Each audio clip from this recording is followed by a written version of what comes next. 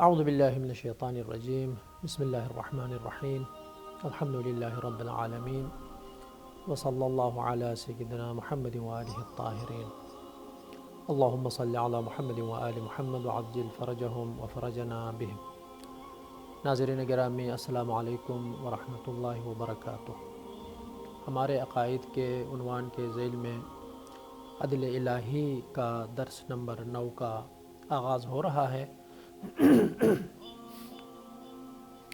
جس کا عنوان ہے حکمت کے معانی اور حکمت کے بارے میں کچھ قرآنی مثالیں۔ گزشتہ درس میں ہم نے حکمت الہی اور اللہ تعالیٰ کے حکیمانہ افعال کا ہم نے تذکرہ کیا، اور ہم نے کہا کہ حکمت ہمیشہ استحکام، استواری، عظیم مقصد اور خلل ناپذیر ہوتا ہے۔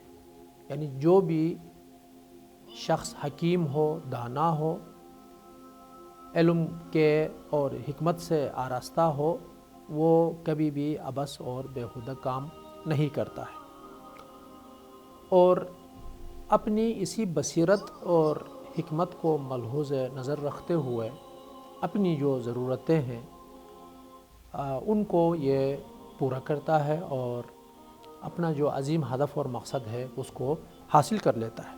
لیکن جب ہم اللہ تعالیٰ کی حکمت کا تذکرہ کرتے ہیں، اللہ تعالیٰ کے حکیم ہونے کا جب ہم تذکرہ کرتے ہیں، تو یقیناً انسانوں کی طرح یہاں پر ہم معنی نہیں لے سکتے۔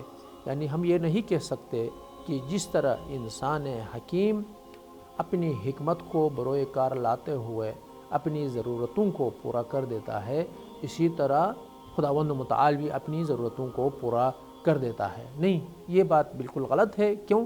اس لیے کہ اللہ تعالیٰ کمال مطلق ہے۔ اللہ تعالیٰ کسی چیز کا محتاج نہیں ہے کہ ہم کہیں کہ اللہ اپنی ضرورتوں کو مکمل کرتا ہے۔ علماء تفسیر حکیم کے بارے میں لکھتے ہیں کہ حکیم وہ شخص ہے جس کا ہر کام مضبوط ہوتا ہے، جس کے ہر کام میں پختگی ہوتی ہے، اور حکیم شخص وہ ہے کہ جو بھی کام کرتا ہے جہالت سے بالکل دور ہے، اور وہ اپنا جو کام ہوتا ہے وہ لا علمی سے انجام نہیں دیتا ہے، بلکہ ہر مرحلے میں علم، بصیرت اور حکمت جو ہے اس میں ساتھ ہو جاتی ہے۔ اور با اثر جو شخص ہے، جو حکمت سے آراستہ ہے، اس کا ہر کام بھی ہدف کے ساتھ ہوتا ہے اور مصلحت کو مد نظر رکھتا ہے، اور اسی مصلحت کی وجہ سے وہ جو اپنا کام ہے اس کو پائے تکمیل تک پہنچا دیتا ہے۔ حکمت کے دو معنی ہیں۔ کبھی حکمت کا عام معنی ہوتا ہے اور کبھی حکمت کا خاص معنی ہوتا ہے۔ لیکن حکمت کا جو عام معنی ہے، علماء نے اس کو دو حصوں میں تقسیم کیا ہے۔ ایک حصہ حکمت علمی ہے، اور اسی حکمت کا جو عام معنی کا جو دوسرا حصہ ہے وہ حکمت عملی ہے۔ حکمت علمی سے کیا مراد ہے؟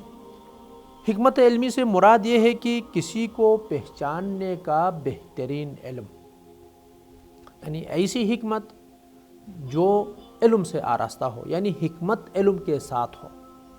جب ہم حکمت کے ذریعے سے کسی کو پہچاننا چاہتے ہیں، علم کے اسلحے سے ہم کسی کو پہچاننا چاہتے ہیں، تو ہماری جو شناخت ہے، وہ جو پہچان ہے، وہ اس طرح ہوگا کہ اس میں کوئی کمزوری ہمیں نظر نہیں آئے گی۔ یعنی ذات خدا اور اللہ تعالیٰ کے جو افعال ہیں اس کے بارے میں بہترین علم رکھنا۔ یعنی اگر حکمت علمی کے ذریعے سے ہم خدا کو پہچاننا چاہیں تو ایسا علم ہونا چاہیے، ایسی حکمت ہونی چاہیے کہ جس کے ذریعے سے بہترین شناخت ہم حاصل کر سکیں، اور بہترین شناخت حاصل کرنا ہمارے لیے ممکن ہے۔ ایسا علم جو حکمت کے ساتھ ہو اور بہترین شناخت بھی ہمارے لیے ممکن ہو، وہ علم اللہ تعالیٰ کا علم ہی ہو سکتا ہے۔ یعنی اللہ کی شناخت اللہ تعالیٰ کے سوا کسی اور کے ذریعے سے ممکن نہیں ہے. یعنی بہترین عالم اللہ تعالیٰ ہے، اور اللہ تعالیٰ کی ذات حکمت کے بھی معرفت اشیاء کے معنی میں ہوتی ہے. تو خدا سے بڑھ کر کوئی بھی شخص اشیاء کے بارے میں علم نہیں رکھتا ہے. خود ذات خداوند متعال کے بارے میں بھی اللہ تعالیٰ کے سوا کوئی بھی علم نہیں رکھ سکتا ہے. بس خداوند متعال اس معنی کے مطابق حکیم ہے، یعنی اللہ تعالیٰ بھی حکیم ہے. حکمت کا جو دوسرا معنی ہے وہ حکمت عملی ہے. حکمت عملی سے کیا مراد ہے؟ حکمت عملی سے مراد کائنات اور موجودات کو استحکام اور پختگی بخشنے کے معنی میں ہے. چونکہ ہم نے کہا تھا کہ حکمت میں پختگی اور خلل ناپذیری پوشیدہ ہے، تو پس جو عملاً حکمت رکھتا ہے یا اپنے اس بصیرت، علم اور حکمت کے ذریعے سے عملی میدان میں اگر قدم رکھنا چاہتا ہے تو اس کے ہر کام میں پختگی اور استحکام ہمیں نظر آنا چاہیے. حکمت یعنی اشیاء کا بطور کامل اور اکمل بنانا. یعنی با حکمت شخص جب کوئی کام انجام دیتا ہے تو اس کا کام بہت ہی اعلیٰ ہوتا ہے اور اس میں کوئی کمزوری ہمیں نظر نہیں آتی ہے. بس حکمت کا جو عام معنی ہے اس کے دو حصے ہو گئے، ایک حکمت علمی اور دوسرا حصہ حکمت عملی. لیکن حکمت عام کے معنی میں حکمت کا ایک خاص معنی بھی ہے. لیکن اس کا معنی کیا ہے بمعنی خاص؟ یعنی الافعال الہی کا بامقصد ہونا. یعنی خداوند متعال کا جو بھی فعل ہے وہ مقصد اور ہدف کے ساتھ ہے. ایسا نہیں ہے کہ اللہ تعالیٰ کوئی فعل انجام دے لیکن اس کا کوئی ہدف اور اس کا کوئی مقصد نہ ہو. عدل الہی کے اس موضوع میں ہم نے کہا اللہ تعالیٰ عادل ہے. عقل کے ذریعے سے اللہ تعالیٰ کی عدالت کو ہم سمجھ سکتے ہیں کہ خدا عادل ہے، اور عدل کے لیے، عدل کو قائم کرنے کے لیے حکیم بھی ہونا چاہیے. یعنی حکمت کے ساتھ انسان، کوئی ذات حکمت کے ساتھ اگر اس عدل کو قائم کرے تو وہ عدل یعنی اپنی مثال آپ ہوگا.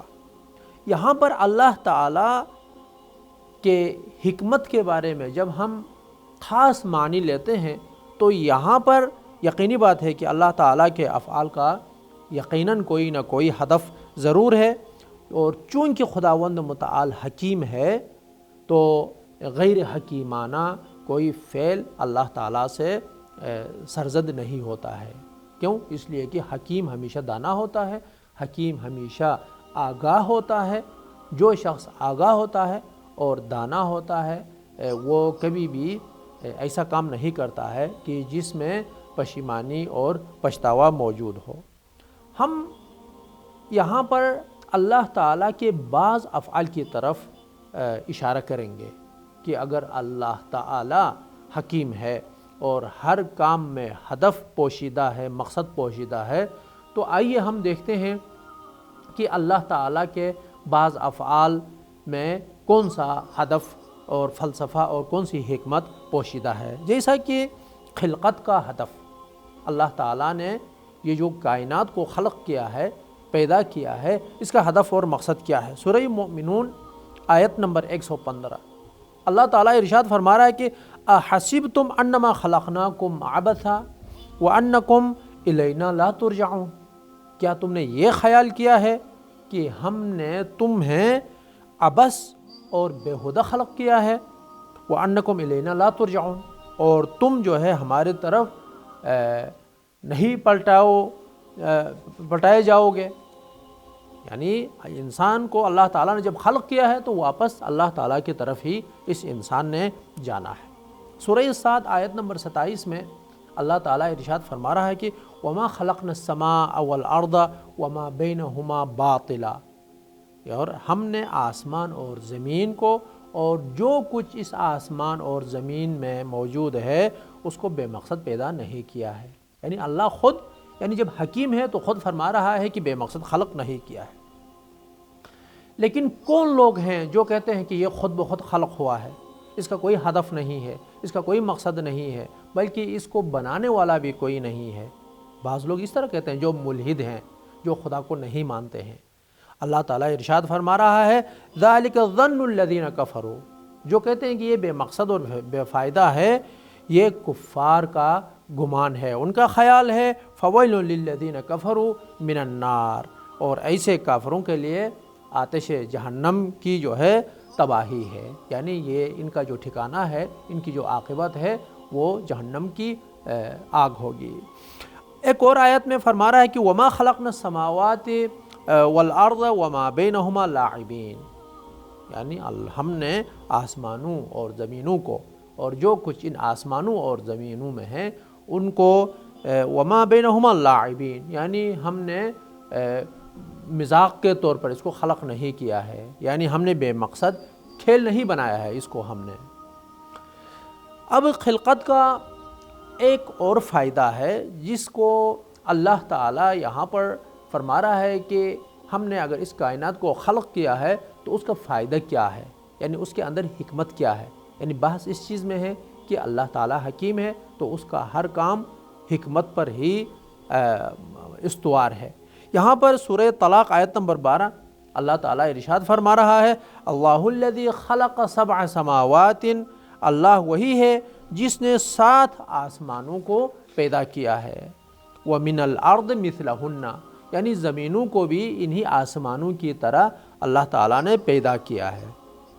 يَتَنَزَّلُ الْأَمْرُ بَيْنَهُنَّ لِتَعْلَمُوا أَنَّ اللَّهَ عَلَى كُلِّ شَيْءٍ قَدِيرٌ، یعنی اللہ نے 7 آسمانوں کو خلق کیا، پیدا کیا، زمینوں کو بھی اسی طرح خلق کیا ہے، اور اس کا حکم ان کے درمیان اترتا ہے، یعنی اللہ تعالیٰ کا حکم اترتا ہے لِتَعْلَمُوا، تاکہ تم لوگ جان لو أَنَّ اللَّهَ عَلَى كُلِّ شَيْءٍ قَدِيرٌ، یعنی اللہ تعالیٰ ہر چیز پر قدرت رکھتا ہے، اللہ تعالیٰ ہر چیز پر قادر ہے۔ وَأَنَّ اللَّهَ قَدْ أَحَاطَ بِكُلِّ شَيْءٍ عِلْمًا، اور علم کے لحاظ سے اللہ تعالیٰ نے ہر چیز پر جو ہے احاطہ کیا ہوا ہے، خدا سے کوئی چیز پوشیدہ نہیں ہے۔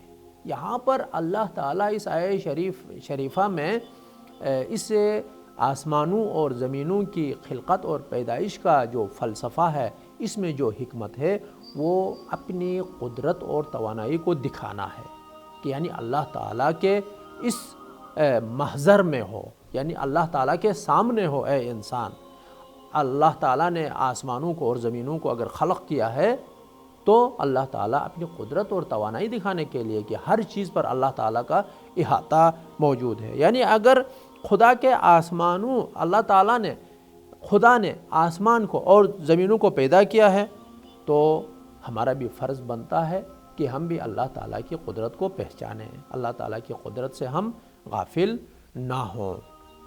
اگر اب تک ہم غافل رہے ہیں تو یقینی بات ہے معلوم ہونے کے بعد اللہ تعالیٰ نے جس ہدف اور مقصد کے لیے ان آسمانوں اور زمینوں کو خلق کیا ہے، پیدا کیا ہے، اس ہدف اور مقصد کو جاننے کے بعد ہمیں بھی اسی مسیر میں اور اسی راستے میں ہمیں قدم اٹھانا چاہیے۔ اب ہمیں ہوش میں آنا چاہیے۔ اگر انسان دوسروں سے دور ہو کر خود ایک جرم کا مرتکب ہوتا ہے، چونکہ کوئی شخص اس کو نہیں دیکھتا، کوئی انسان اس کو نہیں دیکھتا، یعنی یہ نہ کسی دوسرے انسان کو دیکھتا ہے نہ دوسرا انسان اس کو دیکھتا ہے، اور الگ سے کوئی معصیت کرنے لگتا ہے، تو اللہ تعالیٰ کی اسی آیت کی طرف انسان کو متوجہ ہونا چاہیے کہ اللہ تعالیٰ نے فرمایا کہ میں نے تم لوگوں کو خلق کیا ہے تو ہدف اور مقصد ہے وہ میری اپنی قدرت کا مظاہرہ ہے، اور میں چاہ رہا ہوں کہ اپنے علم کے ذریعے سے جو میرا احاطہ ہے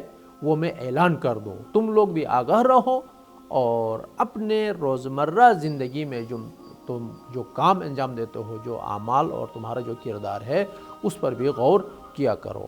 سورہ زلزال میں بھی اسی لیے اللہ تعالیٰ ارشاد فرما رہا ہے کہ یومئذ یصدر الناس اشتاتا لیروا اعمالہم، یعنی چونکہ اللہ تعالیٰ کے علم کا احاطہ ہے اس زمین اور آسمان پر، سب کچھ جو ہے ریکارڈ ہے، یعنی اللہ تعالیٰ کے جو ڈیجیٹل اور قدرتی کیمرے ہیں اس میں سب کچھ جو ہے ریکارڈ ہوا ہے۔ اللہ تعالیٰ ارشاد فرما رہا ہے کہ احاطہ یعنی احاطہ ہے اللہ تعالیٰ کا علم کا۔ تو جب اللہ تعالیٰ کا احاطہ ہے تو ہر چیز جو ہے یہاں پر اللہ کے اس نظام اور قدرت میں ریکارڈ ہوا ہے۔ سورہ زلزال میں قیامت کے علائم اور نشانیوں میں سے مختلف نشانیوں کا تذکرہ کرتے ہوئے ارشاد فرما رہا ہے کہ یومئذ یصدر الناس اشتاتا لیروا اعمالہم، یعنی قیامت کے دن یہ انسان قبروں سے اٹھا دیا جائے گا لیروا اعمالہم، تاکہ وہ اپنے اعمال ان کو دکھا دیے جائیں۔ یعنی چونکہ اللہ تعالیٰ کے علم نے انسان کے تمام حرکات کو نوٹ کیا ہے، ریکارڈ کیا ہے، اب قیامت کے دن ان کی جو فلم ہے وہ دکھا دی جائے گی۔ فَمَن يَعْمَلْ مِثْقَالَ ذَرَّةٍ خَيْرًا يَرَهُ وَمَن يَعْمَلْ مِثْقَالَ ذَرَّةٍ شَرًّا يَرَهُ، ذرہ برابر اگر کسی نے نیک کام انجام دیا ہے تو وہ بھی دیکھے گا، ذرہ برابر اگر برا کام انجام دیا ہے تو وہ بھی یہ انسان دیکھے گا۔ سورج اور چاند کی خلقت کا جو فلسفہ اور حکمت ہے، اللہ تعالیٰ ایک اور آیت میں اس کی طرف ہمیں متوجہ فرما رہا ہے۔ سورہ یونس آیت نمبر 5، اس میں اللہ تعالیٰ ارشاد فرما رہا ہے کہ وَهُوَ الَّذِي جَعَلَ الشَّمْسَ ضِيَاءً وَالْقَمَرَ نُورًا وَقَدَّرَهُ مَنَازِلَ لِتَعْلَمُوا عَدَدَ السِّنِينَ وَالْحِسَابَ مَا خَلَقَ اللَّهُ ذَلِكَ إِلَّا بِالْحَقِّ یفصل الآیات لقوم یعلمون۔ اس آیے شریفہ میں اللہ تعالیٰ سورج کی جو روشنی ہے اس کی طرف انسان کو متوجہ کر رہا ہے۔ وَهُوَ الَّذِي جَعَلَ الشَّمْسَ ضِيَاءً، اللہ کی ذات ایک ایسی ذات ہے کہ جس نے سورج کو روشن کیا، والقمر نوراً، اور چاند کو چمک دی، وقدرہ منازل، اور اس کی منزلیں بنائیں۔ سورج اور چاند کی جو گردش ہے وہ منزلیں بنائیں، لِتَعْلَمُوا عَدَدَ السِّنِينَ، تاکہ یہ دن اور رات جب بدلتے رہیں گے، سورج اور چاند کے اس دن کی روشنی اور رات کی روشنیاں جب تبدیل ہوتی رہیں گی تو لِتَعْلَمُوا عَدَدَ السِّنِينَ، تاکہ تم برسوں اور حساب کو معلوم کر سکیں۔ یعنی پتہ چلے گا کہ یہ دن ہو گیا، یہ رات ہو گئی، یہ اتنے دن گزر گئے، اتنے مہینے گزر گئے، اتنے سال گزر گئے۔ ان محاسبات کے لیے اللہ تعالیٰ نے سورج اور چاند کو خلق کیا ہے۔ ما خلق اللہ ذلک الا بالحق، یعنی اللہ تعالیٰ نے حق کے بنا پر یعنی بطور حق اس کو خلق کیا ہے۔ یفصل الآیات لقوم یعلمون، اور اللہ تعالیٰ نے صاحبان علم کے لیے اپنی آیات کو یہاں پر کھول کر بیان کر دیا ہے۔ اب آپ دیکھیں، سورج ہے، سورج اور چاند قدرت کے لیے دو بہترین حسین مناظر میں سے ہیں۔ اللہ تعالیٰ نے اسی آیت میں سورج اور چاند کی مثال دی ہے۔ چاند رات کی تاریکی میں چراغ کا کام دیتا ہے۔ کتنا بڑا عظیم اللہ تعالیٰ کی جانب سے یہ انسان کے لیے نعمت ہے۔ انسان اس روشنی سے استفادہ کرتا ہے، اسی روشنی سے کتنے فائدے حاصل کرتا ہے، لیکن اللہ کی ذات اور اللہ تعالیٰ نے جس حکمت کو پوشیدہ کیا ہے اس حکمت سے انسان بے خبر ہے۔ سورج جو ہے دن کو چراغ کا کام کرتا ہے، تو چاند رات کو یہی چراغ کا کام کرتا ہے۔ دن اور رات کے تبدیل ہونے سے سالوں کا حساب کرنا انسان کے لیے آسان ہو جاتا ہے۔ انبیاء کی بعثت کا فلسفہ اور حکمت کیا ہے؟ چونکہ بحث یہی چل رہی ہے کہ اللہ تعالیٰ جو بھی فعل انجام دیتا ہے اس میں حکمت پوشیدہ ہے، اس میں ہدف اور مقصد پوشیدہ ہے۔ اور ہم نے یہ بھی کہا کہ اللہ تعالیٰ جس فعل اور کام کو انجام دیتا ہے وہ خود کو یعنی کسی مقصد کے حصول کے لیے یا اپنے فائدے کے لیے نہیں، بلکہ دوسروں کے فائدے کے لیے، انسانوں کے فائدے کے لیے اللہ تعالیٰ یہ کام انجام دیتا ہے۔ اب اللہ تعالیٰ نے انبیاء کو مبعوث کیا ہے تو ان کی بعثت کا فلسفہ اور اس میں کیا حکمت ہے؟ سورہ حدید آیت نمبر 25 میں اللہ تعالیٰ ارشاد فرما رہا ہے، لَقَدْ أَرْسَلْنَا رُسُلَنَا بِالْبَيِّنَاتِ، یعنی ہم نے اپنے رسولوں کو، انبیاء کو واضح دلائل کے ساتھ ہم نے بھیجا ہے، مبعوث کیا ہے۔ وَأَنزَلْنَا مَعَهُمُ الْكِتَابَ وَالْمِيزَانَ، یعنی ان کے ساتھ کتاب بعنوان دستور اور قانون اور میزان کو بھی ہم نے کیا کیا ہے؟ نازل کیا ہے، اتار دیا ہے۔ لِيَقُومَ النَّاسُ بِالْقِسْطِ، تاکہ لوگ خود کیا کریں؟ عدل قائم کریں. لیقوم الناس بالقسط، یعنی لوگ خود عدل اور انصاف کو قائم کریں. اور یہاں پر ہدف بعثت انبیاء کیا ہے؟ یعنی انبیاء کے ذریعے سے عدل اور انصاف کے جو اصول ہیں، جو ضوابط ہیں، ان کو بیان کرنا ہے. جب انبیاء ان اصول اور ضوابط کو بیان کریں گے تو پھر لوگ خود اٹھیں عدل اور انصاف کو قائم کرنے کے لیے، عدل اور انصاف کو حاصل کرنے کے لیے. یعنی خداوند متعال، یعنی خدائے حکیم کا جو حکیمانہ کام ہے، اس حکیمانہ کام کا جو ہدف اور مقصد ہے وہ لوگوں کو انصاف پسند بنانا ہے. یعنی وہ لوگ جو ہے انصاف کی حقیقت کو پہچانیں، انصاف کو یہ دوست رکھیں، پسند کریں، تاکہ اس کو پھر حاصل کرنے کے لیے یہ اگلے مرحلے میں کوشش کریں. لیقوم الناس بالقسط، یعنی لوگ خود عدل قائم کرنے کے لیے اٹھیں، قیام کریں. اسی آیت کا جو اگلا حصہ ہے فرما رہا ہے کہ وَأَنزَلْنَا الْحَدِيدَ فِيهِ بَأْسٌ شَدِيدٌ، یعنی ہم نے لوہا بھی اتار دیا، یعنی اس انسان کے لیے لوہا بھی اتار دیا. فِيهِ بَأْسٌ شَدِيدٌ، اس میں بہت ہی شدید اور عظیم طاقت موجود ہے. وَمَنَافِعُ لِلنَّاسِ، لوگوں کے لیے اس میں بہت سارے فائدے اس لوہے میں موجود ہیں. وَلِيَعْلَمَ اللَّهُ مَنْ يَنْصُرُهُ، اور تاکہ اللہ تعالیٰ نے اس لوہے کو بھی انبیاء کو مبعوث کیا، لوہے کو اتار دیا تاکہ لوگ عدل پسند ہو جائیں، عدل کے قیام کے لیے یہ لوگ اقدام کریں، قدم اٹھائیں. اور اللہ تعالیٰ یہ وسائل، یہ سہولیات فراہم کرنے کے بعد فرما رہا ہے کہ اب اللہ یہ چاہتا ہے کہ بلا چون و چرا کون اللہ تعالیٰ کی نصرت عطا کرتا ہے، یہ دیکھنا چاہتا ہے. ان اللہ قوی عزیز، اللہ تعالیٰ بہت ہی طاقتور اور غالب آنے والا ہے. بس اس میں ہدف بعثت انبیاء یہی قیام عدل اور قسط ہے. اور حدید اور لوہے کا فائدہ علماء اور مفسرین فرماتے ہیں یہ ہے کہ اس میں طاقت بہت زیادہ ہے، اور عدل اور انصاف کے لیے رکاوٹ بننے والے افراد کو قلع قمع کرنے کے لیے اور ان کے ساتھ نمٹنے کے لیے اللہ تعالیٰ نے لوہے کو بھی نازل کیا ہے، تاکہ جو انصاف پسند لوگ ہیں وہ اسی لوہے کے ذریعے سے عدل الہی قائم کرنے کی کوشش کریں. اب اللہ تعالیٰ نے نماز کو بھی فرض کیا ہے، روزے کو بھی فرض کیا ہے. نماز کی تشریح کا فلسفہ کیا ہے؟ نماز کی تشریح کی حکمت کیا ہے؟ یہاں پر سورہ عنکبوت آیت نمبر 45 میں اللہ تعالیٰ ارشاد فرما رہا ہے اقم الصلاۃ، تم نماز پڑھو. اقم الصلاۃ، نماز پڑھو، یعنی نماز کو اللہ تعالیٰ نے فرض کیا ہے. ان الصلاۃ تنہی عن الفحشاء والمنکر، کیونکہ یہ جو نماز ہے یہ نماز بے حیائی اور برائی سے روکتی ہے. بس اللہ تعالیٰ نے نماز کو فرض کیا، لیکن اس کی حکمت کیا ہے؟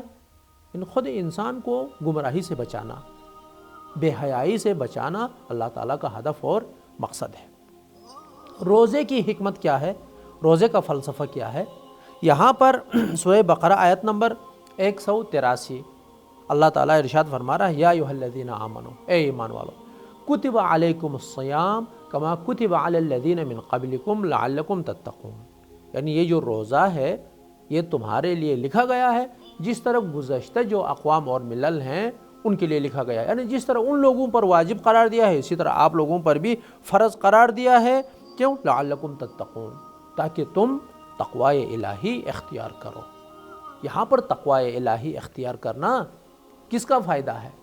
یعنی انسان گمراہی سے بچ جائے گا، انسان اللہ کی نافرمانی اور معصیت سے بچ جائے گا، وہ قرب الہی حاصل کرے گا.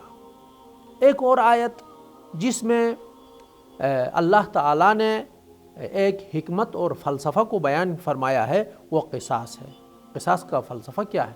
جب انسان کسی انسان کو جب قتل کر دیتا ہے تو اللہ تعالیٰ نے مقتول کے ورثاء کو یہ حق دیا ہے کہ وہ جو قانون کے مطابق اور شرعی اعتبار سے اگر کسی کے قاتل ہونے کا اس بات ہوتا ہے تو اللہ تعالیٰ نے اس کو حق دیا ہے کہ وہ بھی بدلہ لے، انتقام لے، یعنی قصاص لے، دوسرے کو بھی مطلب جو قاتل ہے اس کو قتل کر دیا جائے۔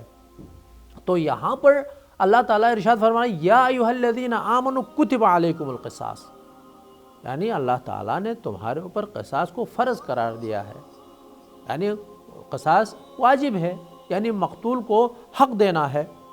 تو یہاں پر ایک اور آیت میں، آیت نمبر 179 میں ارشاد فرما رہا ہے کہ وَلَكُمْ فِي الْقِصَاصِ حَيَاتٌ، یعنی قصاص جو تم کسی کو قتل کرتے ہو اس میں حیات ہے، اس میں زندگی ہے۔